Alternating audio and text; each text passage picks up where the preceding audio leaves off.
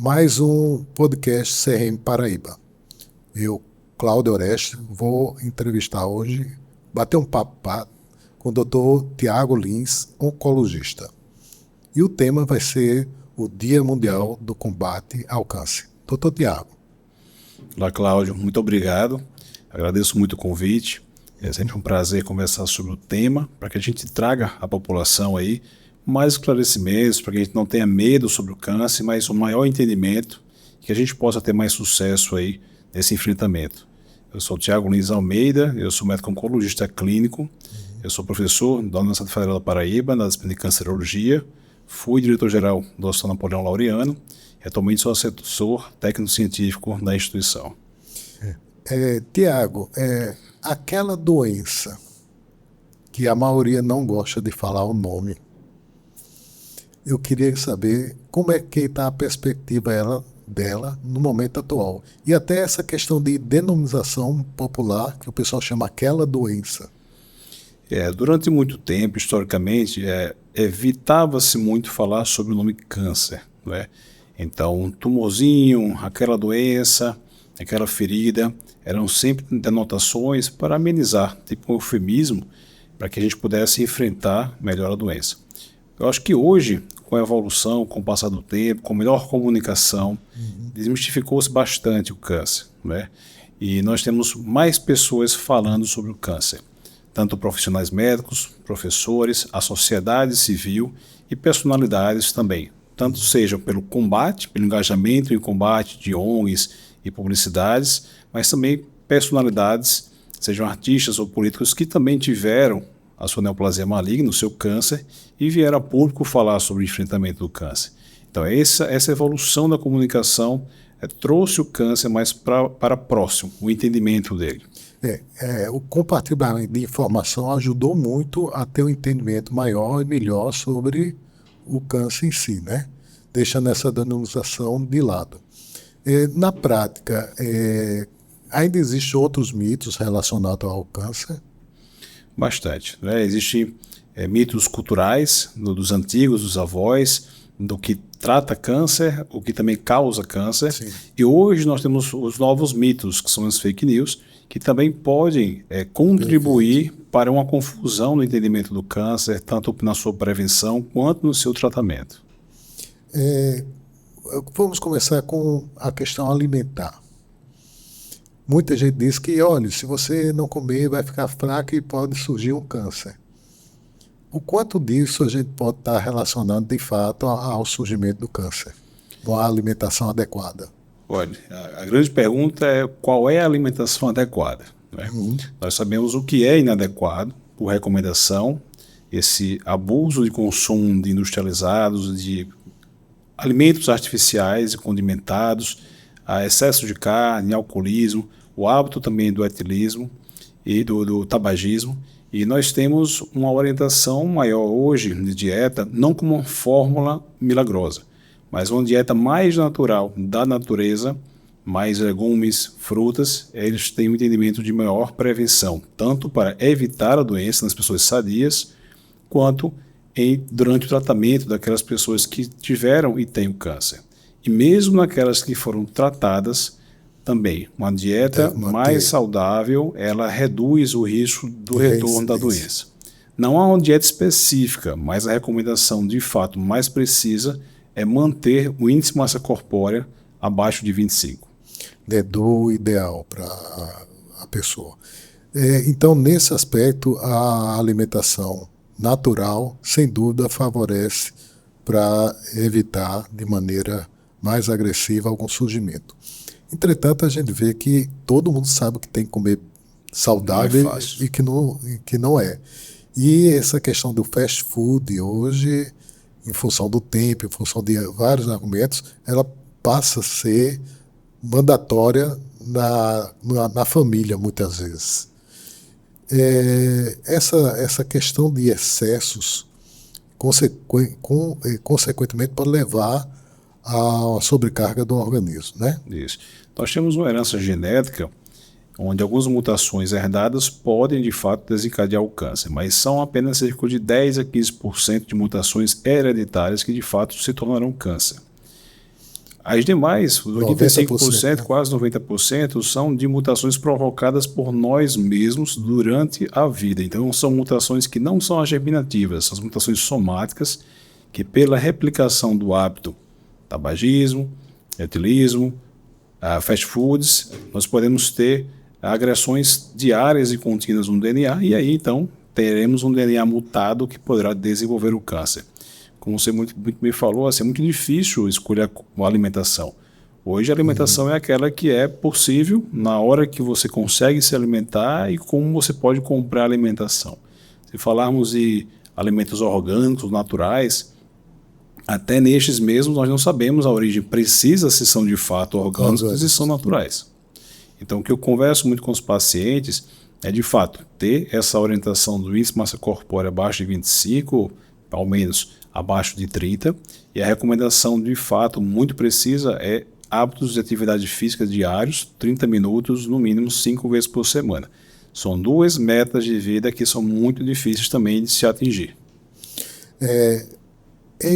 Eu cheguei a pensar que o tabagismo iria acabar. Porém, uma coisa que a indústria sempre se reinventa, né? E esses cigarros eletrônicos, eles perpetuam esse risco de câncer.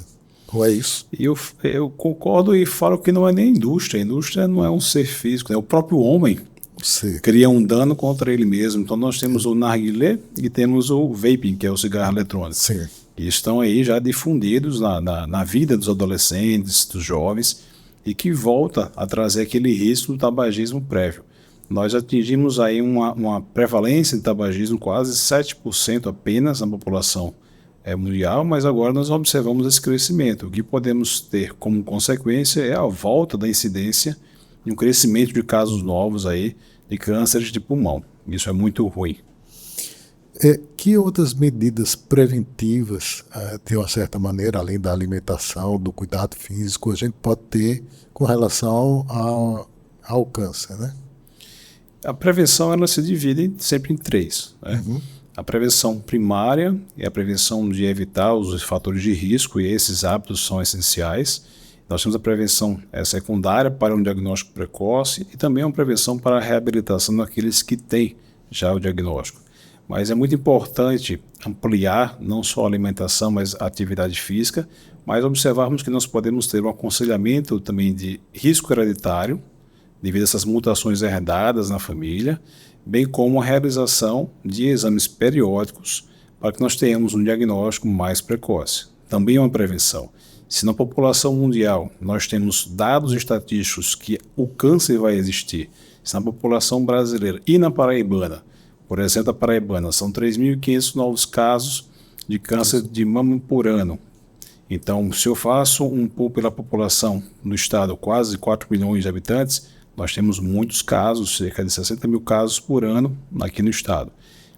Será que serei eu que terei esse câncer? Porque a estatística prova que vai existir esse câncer. Então, como eu faço? Além da minha prevenção, se a minha prevenção não for efetiva de evitar o câncer, pelo menos que eu consiga ter o diagnóstico mais precoce. E aí eu tenho uma chance maior, se o diagnóstico for em estadiamento inicial, tipo 1, tipo 2, a gente consiga cirurgicamente eliminar esse câncer.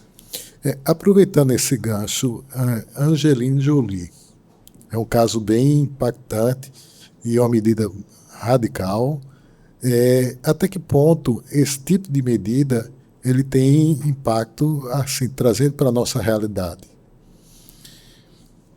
Primeiro, assim, ela tem uma história familiar e ela tinha mutação no BRCA, que é a mutação relacionada ao câncer de mama e câncer de ovário. Uhum. O primeiro ponto é que o teste genético ele não é de livre acesso à população. De maneira geral. De maneira geral. Então, algumas pacientes que têm o diagnóstico em si fazem a testagem. Caso elas tenham o teste positivo, aí nós recomendamos a pesquisa da família. Uhum. Então, não é algo também muito comum, não só no país, mas também no exterior, não é tão comum assim. Esses testes evoluíram e hoje também são testes terapêuticos. Algumas medicações, quando nós temos a mutação, nós podemos, como tratamento mesmo. Câncer de mama, câncer de ovário, quando há a presença de mutações germinativas BRCA1 e 2, nós temos uma medicação específica que pode ser utilizada para bloquear esse risco mutacional de evolução, desenvolvimento de um pior câncer. Do ponto de vista de prevenção, se eu tenho esse risco, eu posso ter um rastreamento de mamografia e ultrassom e também ultrassom transvaginal mais precoce naquelas pacientes que não têm prole constituída. Naquelas que têm um prole constituído, nós podemos já indicar a oforectomia, que é retirada dos ovários, e pensar na mastectomia profilática. A mama, ela é um órgão externo, onde a gente consegue realizar exames complementares, como mamografia, ultrassom, a ressonância e também o autoexame.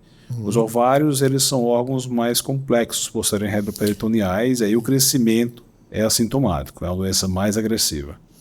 E silenciosa, digamos assim. E silenciosa.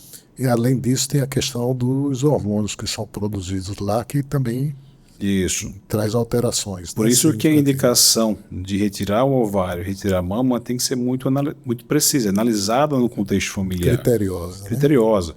O paciente vai amamentar ou não vai amamentar, se ela já tem filhos ou não quer ter mais filhos, se já há uma idade onde existe uma tendência ao climatério para uma menopausa, porque também a retirada dos ovários fará a necessária reposição hormonal. Mas será que eu posso fazer a reposição hormonal naquela paciente? Para não agravar algum risco de câncer de mama, por exemplo. Né?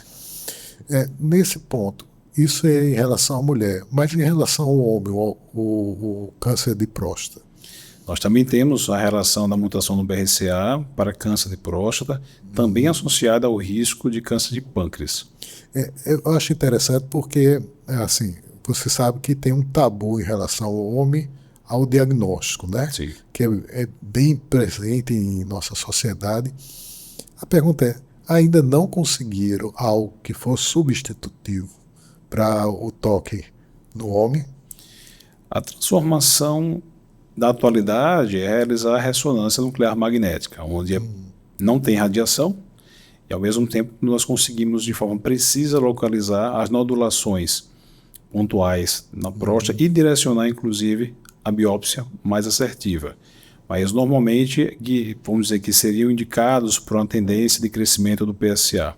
Tá? O toque é um exame mais acessível, mais barato e que o especialista consegue fazer um rastreamento mais efetivo e populacional.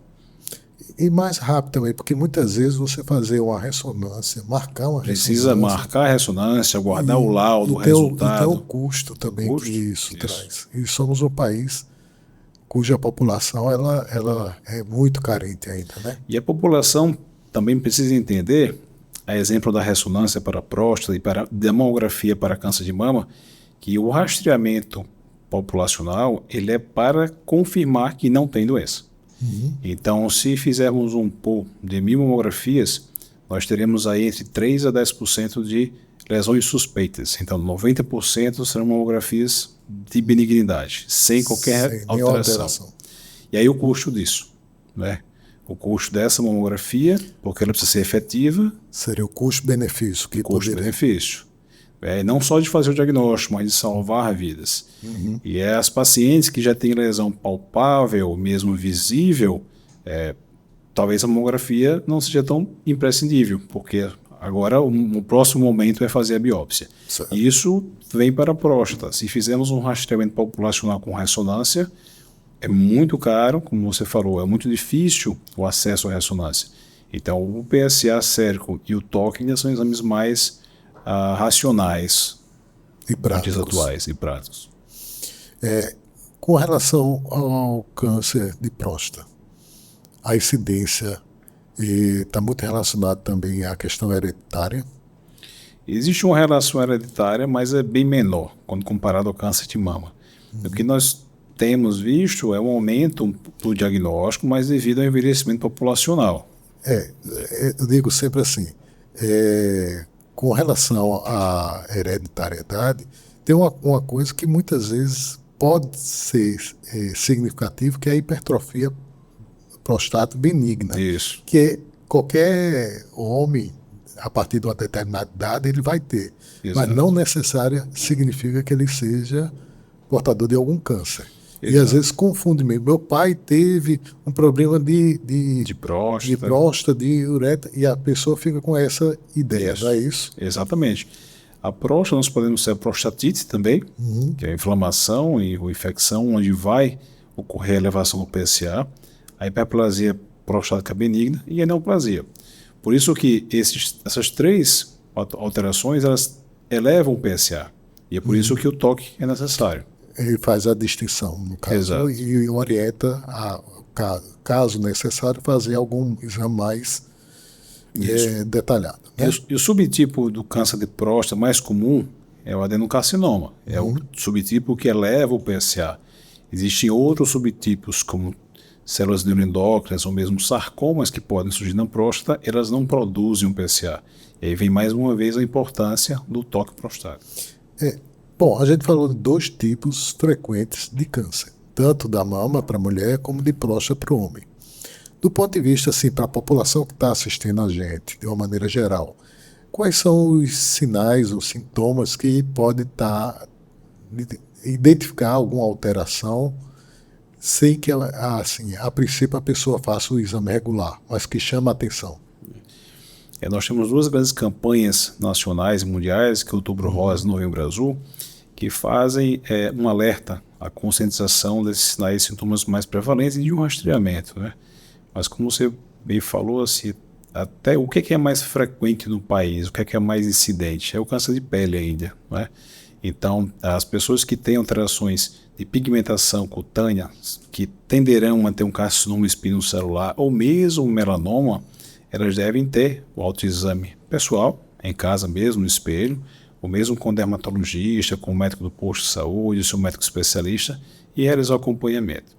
Para câncer de mama, nós podemos ter alteração de expressão seremática da mamila e também nodulações. Hiperemia e uma celulite pode acontecer também. Nodulações na axila também podem ser comemorativos associados e normalmente elas não doem, diferente da mastite ou de uma celulite. São nodulações dolorosas silenciosa. A não ser que tenha um crescimento muito grande, aí pode ter de fato uma inflamação. Normalmente a mama são essas alterações. O importante é que o autoexame ele pode ser realizado, porque a mulher pode realizá-lo todos os dias, num período do seu fluxo menstrual, mas o mais essencial é realizar a mamografia. A próstata no homem, como é um órgão mais escondido, precisa de fato realizar o toque e, se for indicado, o PSA ou mesmo a ressonância. E do ponto de vista muito prático, nós temos hoje essas diferenças de gênero, que nós precisamos compreender também e aprender com essas reposições hormonais, o que é que o futuro nos apresenta aí para diagnóstico precoce. Tanto a pessoa que faz uso de hormônios, né? Exato. Estimulantes ou supressores. E isso tem um impacto também que a longo prazo ainda está se avaliando, não é? Exatamente, tudo é muito novo. Bom, você falou no câncer de pele. A gente vive numa área de maior incidência de raios UV. E esses raios, eles precisam que a pessoa tome mais cuidado. E, quer queira, quer não, apesar de existir uma miscigenação alta, no interior ainda tem uma população de origem europeia, com pessoas brancas, que se expõem a um calor maior, sol, exposição maior de sol. Não é isso? Exatamente. E esse risco do câncer de pele não é um risco de exposição solar no verão na praia, né? Nossa exposição solar ela é diária e nós também temos uma exposição solar das alterações ocupacionais. O trabalhador, o agricultor, o trabalhador que tem uma atividade sobre uma combustão, um ambiente muito quente, ele pode ter alterações de pele. E a gente tem uma profissão que, de certa maneira, teve uma ascendência relativamente recente, que é o motoboy. Sim. É interessante porque eles já aprenderam isso. Quando você observa, muitos deles trabalham com roupas de proteção UV. Exato. Roupas de proteção que seriam para a praia, mas hoje já foram adaptadas para eles. EPI. Exatamente. Exato, né?